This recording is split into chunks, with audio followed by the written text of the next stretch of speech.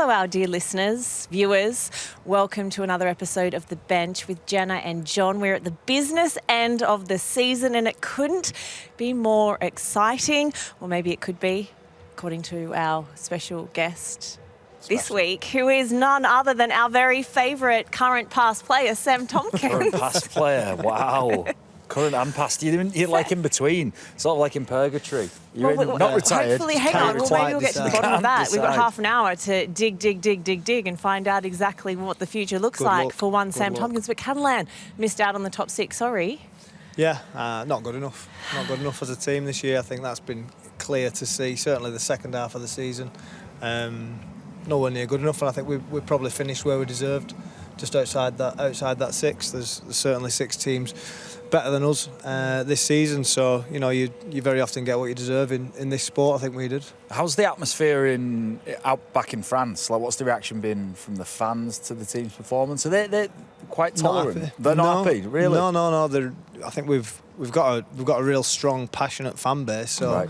I don't know if I know more passionate fans in Super League. Do you reckon? Is that true? Oh, they're so passionate. But I say passionate about Catalan, but I didn't know that they would be anti. Do you know? I think the difference is, we're the only team they can support. So I think that helps us in a way that, we don't lose fans and fans are engaged with us because it's us against the UK teams essentially. But they're certainly not happy.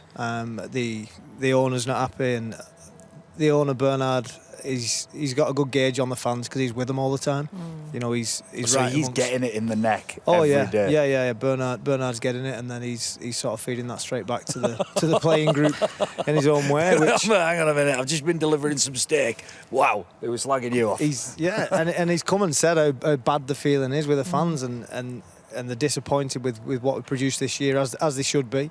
The team, the playing group, and the coaching staff understand that because as players and coaches you're as frustrated as the fans.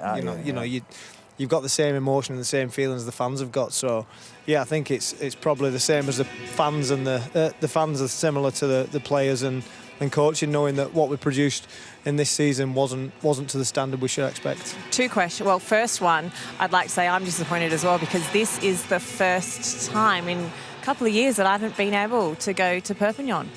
Where did it go wrong, Sam? Like what for you not going to Perpignan? Well, Where did it go wrong? You know what went wrong? Sam was out there. Sam started doing your job in France, didn't he? So you've not been to France because Sam's in France. Well, hang on a second. I was so happy. Firstly, for taking your job in France. Is that what you're trying to say? No, what I'm trying to say is I was so happy when you decided to play on because I'm like, fantastic. When they make the playoffs, he'll be playing, so I can then go back and I can do my job. He didn't make the playoffs. We didn't. But you didn't make the playoffs. What happened, Sam? I'm sorry. Had we known you really wanted a holiday, we'd have got in the six. Well, as if that had been the motivator. I mean, Jenna Brooks really wants to go back to France, so let's have a dig, lads. We've added motivation to many teams in the. I mean, you certainly have, John Wilkins, some certain things that you have. But listen, where did it go wrong? Why? Like I know you weren't good enough. You say you weren't good enough. Why weren't you good enough? Because you look at the team that you had and.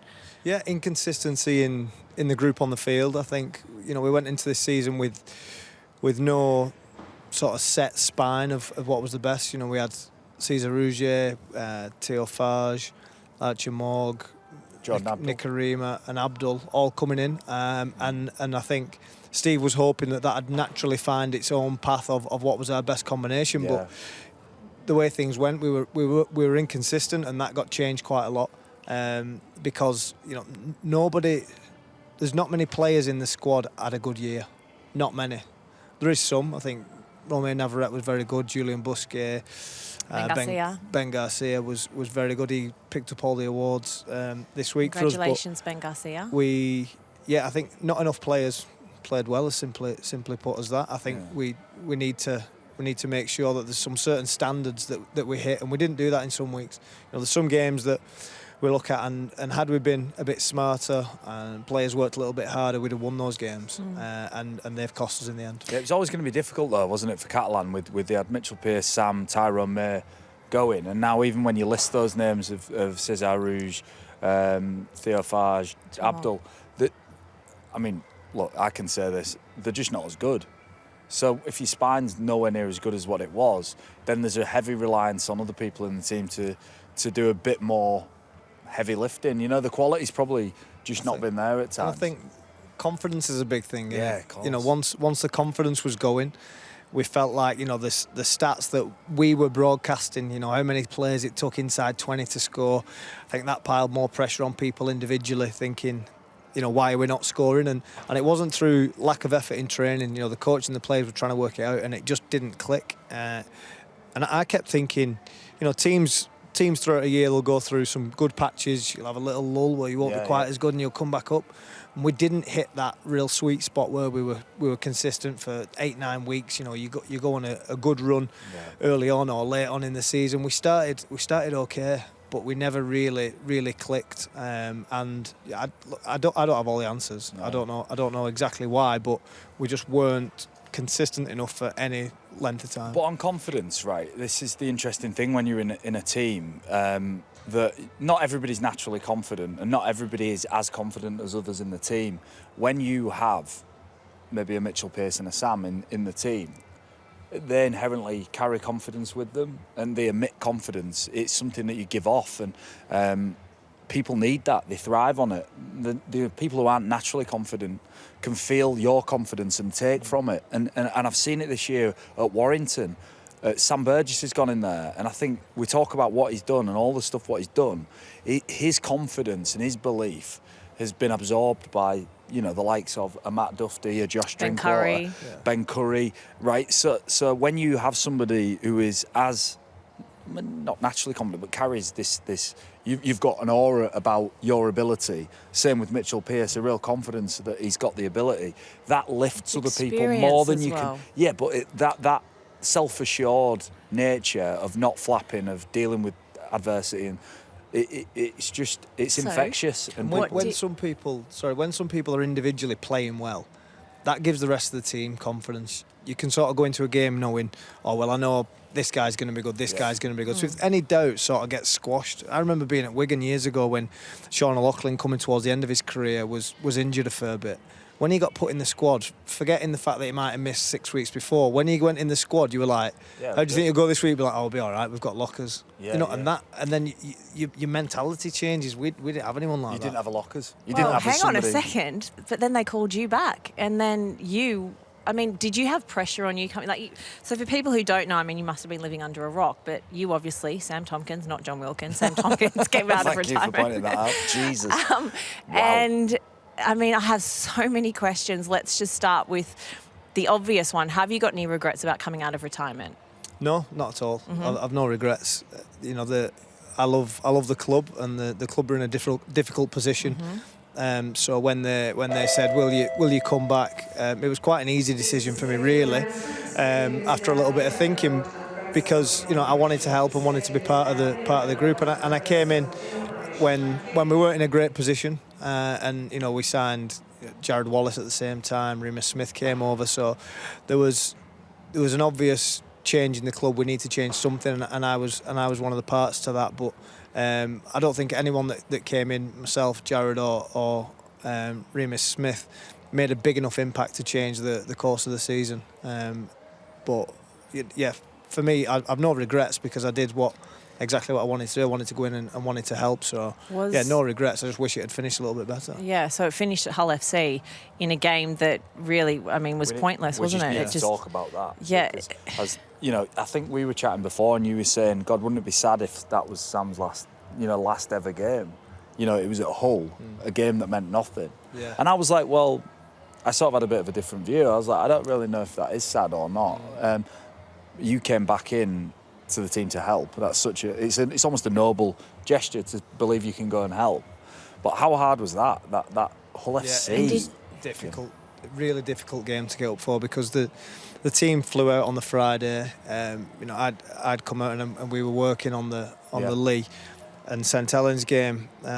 First time ever you cheering on St Helens. That was interesting. First and last. First and last. I'll get that in there. So yeah, it was strange, because Steve's approach to the week was, look, everything will go our way. We've just got to go and perform. We'll get in the six. Then once you get in the six, it starts afresh. Doesn't matter on league points or that. You've got a position. It's knockout rugby, and that was our mentality. We had a good week's training, but just the the enthusiasm just gets sucked out of you when you know that you've got to go and play a game that means nothing. It's a situation, I think I've only ever been in it once before, where you're playing at the end of a season for nothing, and us against Hull, it was strange to get motivated, because every time you're going into a game, you're motivated for, right, well, if we win this week, we move up the ladder, or we're chasing first or second, or there's always a driving force for why you need to go and perform.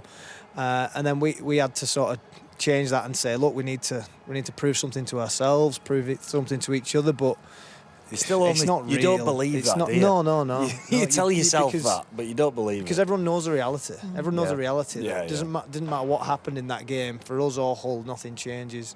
And it's a horrible situation to be in. I think you've just got to look at your own performance and go, look, we're all competitive. Something that all athletes have in common is you're competitive. You want to win. If we were playing any game, if you're playing kick tennis in training, it gets so serious 'cause everybody wants to win, and we had to just go out there and want to win, and we won. It wasn't a great performance. It wasn't a great game. Got a black eye, brilliant, just what I needed. They're the most dangerous games, though. As a player, if it's just in the heat of battle and you're Nothing really to win, competing, nothing to lose. those games where there's nothing on the line, that's when you always get clipped by someone, or you clip somebody. Who clipped you? Cartwright, the back rower. I thought he was going to say the head coach. Who's coming in? Head coach's Knowles' son, new I head think. coach. When I arrived back in front. Get in, Sam. Back in, retire. On the floor, picking the ball up, cheap shot. It was a monumental game in the sense that it was Denny Houghton's final game. Was it yours? I don't know. Is the honest answer. Oh, That's such- Sam What's Tomkins. it? I don't know. Well, what do you want me to say? You do know. Wouldn't I you don't say know. that I you- don't Yes, you know. do I know. don't. Hand on heart, You I don't actually know. do know. I actually do Would not you know. like? do Would know. you like your career to have ended at Hull FC in a game? but it doesn't as matter. you No. said you won. No. I wouldn't want Copped it. a bruise to the eye. It's not romantic sport. Romance is for other people. You're just bitter because No, I'm you not. didn't get a farewell appearance. I'm not. For everybody who James Graham wins a grand final, Sean O'Loughlin finishes as a loser. For everybody who gets to a big game and retires, there's somebody who doesn't. Like, the romance of your last game being special. What was your last game? Oh, God. It was for Toronto, wasn't it? It was, I yeah, don't but know I mean, why I giggle at that. well, I know, yeah, but it's really, you giggle away at a really sad end to a long career, Jenna. That's funny, isn't it? What do you laugh but at car this is crashes clear. on the This is- I motorway? rest my case. You're No, bitter. I'm not so therefore bitter. you're I'm not saying bitter. so. No, but what I didn't want is nobody wants a farewell. You just want to win. You want to get to the grand final. You want to win. Yeah. talking You don't to want I don't want to. a You don't want farewell. to. I get what. Yeah. But you yeah, didn't you get don't. a- You want to finish. Like I thought I was going to finish winning at Old Trafford last year, and I didn't get that.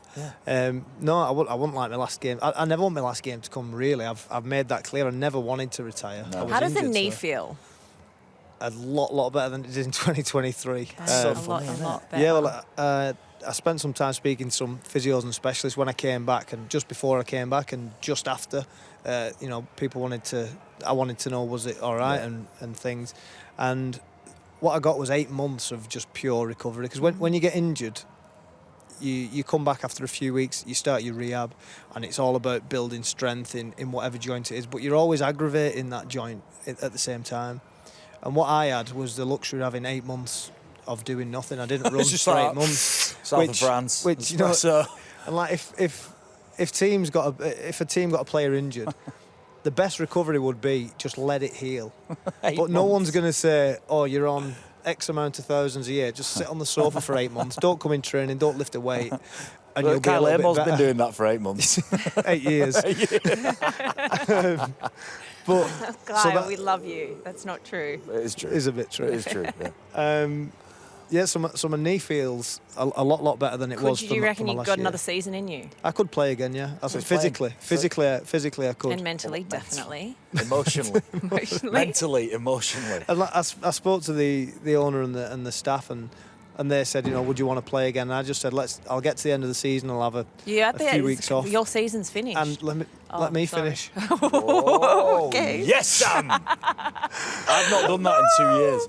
We'll see how that So pans because out. You will be finished after this. This is your last podcast. 2 black eyes after Whoa. Sam has retired from rugby and podcasting. Jenna Brooks has stabbed him with a microphone. So I said, after the season, I'll have a few weeks off and have a think, and I'm in the middle of that thinking process. Excellent. Excellent. When you speak to Bernard, does he speak to you in French? Yeah, he's French. I know he's French, but he doesn't speak great English, does he? No, that's why he speaks French. Yeah, no, he speaks very good French. He speaks very good French to you, but there's never any broken English at Yeah, all. he knows a little bit. What do you mean? What's a little bit? Just hello and that. Like, what the was that? That's He's got that nailed this year. He knows a little bit. Well, he's dealt with a lot of English-speaking people, hasn't he, for a long time. So he does speak a little bit, but no, it's yeah. it's So when French. you're having negotiations with him about playing again, it's your understanding of him is absolutely clear. Because all I'm thinking, I hope it is. no, that's what I'm Or I might saying. be But this, talking out of no, turn, what I'm he might be thinking is saying this don't could be want me. completely cross wires. Yeah. What? He could have been saying something else to Sam, and then Sam's come out of retirement. He's saying something. My to French Sam. is good enough to know It's- that that's the question. So Like me to play again. Bernard wants him. He wants him for 2025. But he wanted him to Sam drive is going a van to make for a his decision. abattoir, and he's now signed a new contract. Sam's knee feels a lot Belting. better than it Belting. did last year. I think all I signs did are know pointing to Bernard's French, by potentially the way. All right. Yeah, cheers. Just Sam yeah. Tomkins playing in Didn't seem like it. 2025. But of course, you will let us know first, won't you? Obviously, yeah. Of course we will. Obviously, yep, excellent. Okay, so I want to change course now. This podcast, we've done Catalans. Actually, before we do move on, just very quickly, we can expect a brighter future for Catalan, can't we? You've got some big names coming in next year. Sam Yeah, Tomkins could be one, might not be one. We'll find Yeah, out. the club have Luke gone out Keary. and recruited really well. pretty heavily. Yeah, there's a lot of new faces coming in. The 1 to 17 next year. All the players that the club have signed, they're all starters. There's no one that's coming in to try and prove himself. There's no one coming in to see where they might fit in. Everyone that Steve and Bernard have signed are starting players. So the 17 next year for Catalan will look very different to this year. Of the new signings, who are you most excited to see? One of the ones we'll see play tonight, alongside. Oliver Partington. Oh, Yeah. okay. He might not be the biggest name to Yeah, sign, but he's sneaky good signing. Yeah. Out of all the signings, the big names, NRL players, Keary, obviously he'll get the headlines. Pangai Jr. because he's fucking massive. But Ollie Partington is probably somebody you build a bit around, isn't it? and I think the stage in Ollie's career that we've got him is the key. Is the key because Ollie's had a great sort of apprenticeship at Wigan. So he came through at Wigan and he's learnt the system. He knows how to play, plays tough. He knows all the effort areas, all the things that you want from someone learning the game. He's come to Salford, he's come out of his shell. He's been given the right to be able to play with the ball a little bit more because he wasn't needed to do that at Wigan. No. So he's added another string to his bow at Salford. You're getting double Yeah, whammy. so You're getting a really tough athlete who can play now. Then he's going to be in a very strong 17. So I think he's probably the one I'm most excited about. Although like I said, he's not the biggest name signing, but I think what he can bring and the way I'm hoping that coming to Catalan puts him up again. So he went from Wigan, he was decent. Yeah. Come to Salford, become a solid player. I want him to come to Catalan and become a star in Super League. Yeah. Could be. I think he can. Could be the best loose in Super League without doubt. What I'm excited to see is Pangai Jr. Yeah. Because he's so big and exciting and powerful. Yeah. The The issue is going to be if he's fit enough. I watched him in the playoffs. And he's big, isn't he? It's a four-man tackle every time he carries the ball. I reckon he's that big. us three could get in his shorts and it'd be fine. Not that you would. Okay. How many people can you get into Vita Pangai's shorts? Is a game we should play. I'm happy to sit that one out. Fine. I So think anyway. Get him on the podcast next year. Yeah, see if we can get his shorts. Get your shorts off, Get lad. your shorts off. We'll see if we can get in them. I'm excited to see Luke Keary. I think he's been a star of the game. Didn't have a great finals series with the Roosters, but I think maybe he's... When did he start wearing a scrum cap? Yeah, that was a good question. I noticed that He too. had some concussions, Yeah, didn't he? he A had few a years couple ago. I don't know of- whether it's yeah. to do with that. I'm sure, yeah. Anyway, it's going to be a bright future for the Catalans is, Dragons yeah. in 2025. And we want it to be as well. Of course. Of a lot of the clubs that we watch. I love always, Perpignan and I want like heading Catalan up to be doing well. Jen just wants a free holiday. She's not getting it though. She doesn't understand. Who's the And other guy I who does really the want you pitch to play side? on because I want to ensure that when they do need a pitch side reporter in But who's the other guy who Perpignan, does it? Steve Brady. Steve Brady. So your third choice now. I don't know if I'm third choice. Sam's first. Steve Brady second. Well, You're not Look at getting me. a This look is in. your own. Just I mean, saying. I think I'm just that- saying. You've caused a problem. Sam. I'm sure it was a conflict of other games as to why they had Steve do it as opposed to me. Right. But Steve's excellent, great member of our team. I would like to move on, as I always like to move on when we get to awkward conversations on this podcast. Yeah. With everything that the two of you know, with your experience, with your time on the pitch, time off it, time behind the cameras, in front of the cameras, how can we make rugby league in the UK, in Europe, bigger, better, more popular, younger kids playing it? How can we improve this sport? We've got 10 minutes. We've got to improve the standard right at the top to get people more involved. First of all, I think for me, players, basic skill of players, I think is something that isn't focused on enough.